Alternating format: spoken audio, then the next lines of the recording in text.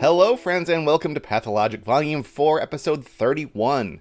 This is the final standard puzzle we'll have in this volume, and we'll have some bonus puzzles coming up, which will be a little bit more tricky, I believe, and then we'll move on to Volume 5.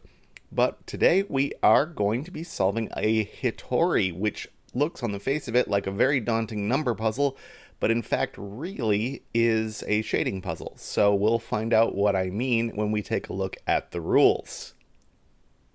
In a Hitori puzzle, we will shade some cells so that no two shaded cells are orthogonally adjacent, and the remaining unshaded cells form one orthogonally connected area. Orthogonally means horizontally and vertically, and orthogonally connected means that, in this case, we can get from any one unshaded cell to any other unshaded cell on the grid by traveling horizontally and vertically, not diagonally, through cells like so. No two cells in the same row or column containing the same number may both be unshaded. So looking at the example, we have 3 5s in this same row, which means at most one of them may be unshaded. These 2 5s, the same thing. They could be both shaded, but if either is unshaded, the other one is not. Those are the rules of Hitori, so it's time to solve a puzzle. Today's Hitori puzzle was set by Jovial. I am solving this in the Puzzlink interface, and there is an option that you can turn on to assist in solving that I won't be using, but feel free to if you wish. It's called Show Overlapped Number as Red in the interface, and when you click that button, it highlights in red any numbers that are currently illegal because they can see another of the same number in that row and column, and neither one is shaded. So that can certainly speed up your solves of these puzzles a lot, but I find the actual scanning part itself to be one of the fun aspects of solving these, so I'll have that off at the moment. In a Hitori, one of the weakest things you can find are runs of the same number that are adjacent in a row or column. And in particular, I see some stretches of 2 numbers where we know that one of those will be shaded because they can't both be unshaded, but they also can't both be shaded because then we would have 2 shaded cells next to each other.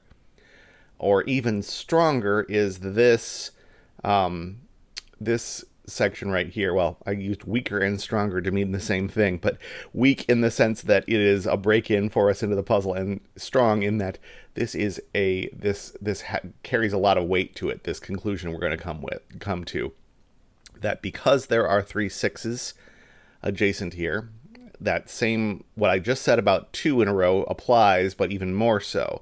So we can only have one unshaded cell in this run of 3, because if we had 2, then we'd have 2 6s in the same column that could see each other.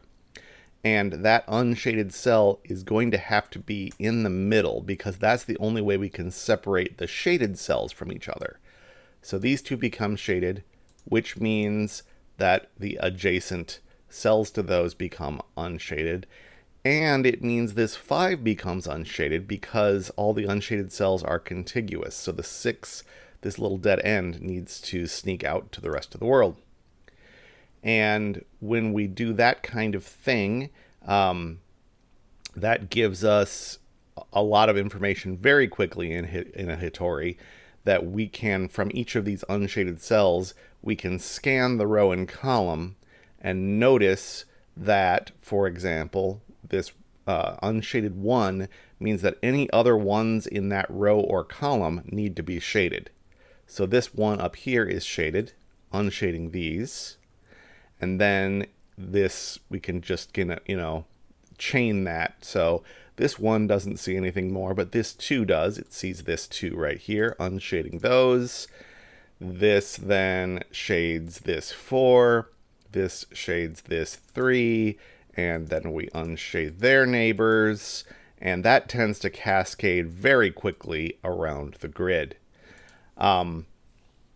Before I go too much further, just to demonstrate another thing that I could have done, I'll redo that in a second, but I want to show how I could use just pairs to come up to a similar conclusion of what I did with that 3 in a row.